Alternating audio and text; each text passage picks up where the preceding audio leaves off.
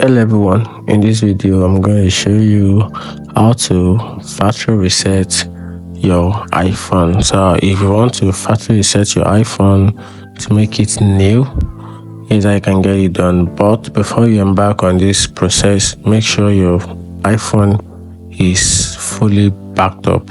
So once your phone is fully backed up, your iPhone is fully backed up, then you have no problem with this. Carry on with this process of trying to make your phone look new, or maybe you are running out of space, you have too much caches on your phone. Now we all know iPhone problem with deleting caches, so that's it. So for you to carry on this process, just tap on settings, then you scroll down a little, then you tap on general. From general you scroll all the way down, then you'll see a particular option which is transfer or reset iPhone. Then you tap on the option which is the second to the last option. Tap on it, then right here you can see we have two options. The first one is reset and erase all content and settings, but in this case we are just going to tap on reset, not erase all content.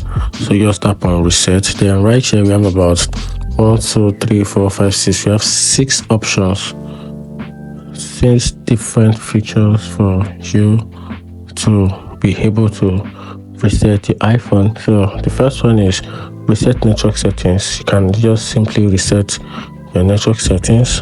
Same thing goes with your keyboard dictionary, reset home screen layout, and reset location settings. But this time around you actually want to reset all settings. So that's why I said you must make sure your phone is fully backed up. So once it is backed up, you have no problem. So you just tap on this first option, which is reset all settings.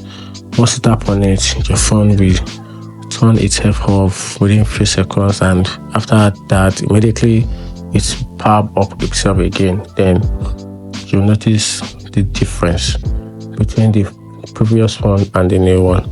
And that's it. If you find this video helpful, like and follow for more. Thank you.